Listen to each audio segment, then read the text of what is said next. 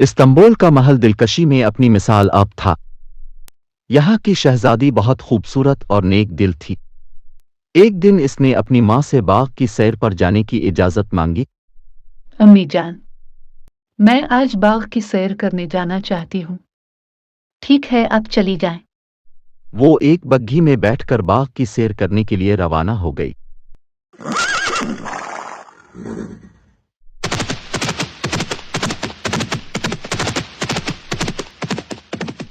باغ بہت خوبصورت اور شاداب تھا۔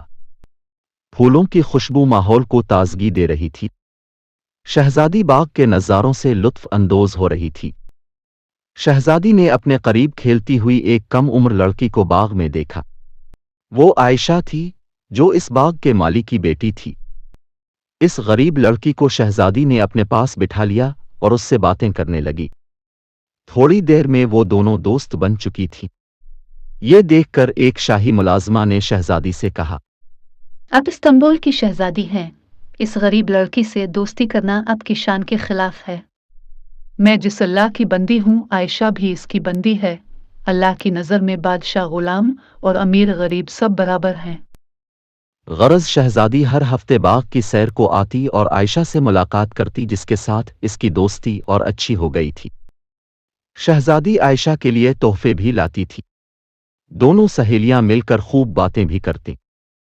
شہزادی کو اپنی غریب اور چنچل دوست عائشہ بہت پسند تھی۔ ایک روز شہزادی باغ میں گئی تو عائشہ نے اس کے سلام کا جواب بھی نہ دیا، اور عائشہ شہزادی کے پاس سے چپ چاپ چلی گئی۔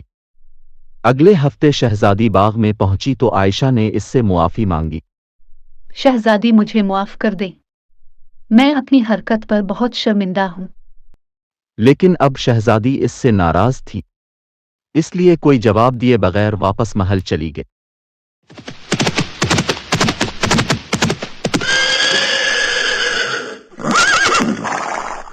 شہزادی اپنے کمرے میں بہت اداس بیٹھی تھی۔ ملکہ نے جب شہزادی کو تھکا تھکا اور مایوس دیکھا تو اس سے پوچھا، کیا بات ہے بیٹا؟ تم کیوں پریشان ہو؟ شہزادی نے پورا واقعہ ملکہ کو سنا دیا۔ ملکہ نے شہزادی کو سمجھاتے ہوئے کہا، شہزادیاں تو بڑے ضعف والی ہوتی ہیں۔ اگر تمہاری غریب دوست نے ایک بار تم سے بات نہ کی تو تم نے بھی اس کے ساتھ ویسا ہی سلوک کیا، حالانکہ تمہیں چاہیے تھا کہ اسے معاف کر دیتی۔ شہزادیاں تو دوسروں کے ساتھ ہمیشہ اچھا کرتی ہیں۔ ملکہ کی باتوں پر عمل کرتے ہوئے شہزادی اپنی دوست عائشہ کے لیے بہت سے تحفے لے کر باغ گئی اور اس نے عائشہ سے پریشان ہونے کی وجہ پوچھی۔ بات کیا ہے میری پیاری دوست عائشہ، تم اتنا پریشان کیوں ہو؟ شہزادی، میرے بابا احمد اس باغ کے مالی تھے، مگر اس باغ کے مالکہ نے ان کو نوکری سے نکال دیا ہے۔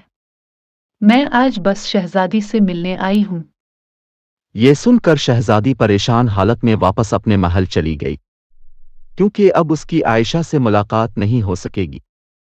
شہزادی بوجھل دل کے ساتھ محل واپس آ گئی۔ ملکہ نے جب شہزادی کی یہ حالت دیکھی تو وجہ پوچھی۔ یہاں میرے پاس بیٹھو اور بولو کہ کیا پریشانی ہے۔ عائشہ کے ابو کو باغ کے آقا نے نوکری سے نکال دیا ہے۔ اب میں عائشہ سے باغ میں کس طرح مل سکوں گی امی؟ شہزادی کی بات سن کر ملکہ نے ملازمہ کو باغ کے مالک کے پاس پیغام دے کر بھیجا اور عائشہ کے ابو کی باغ میں نوکری دوبارہ بحال کروا دی۔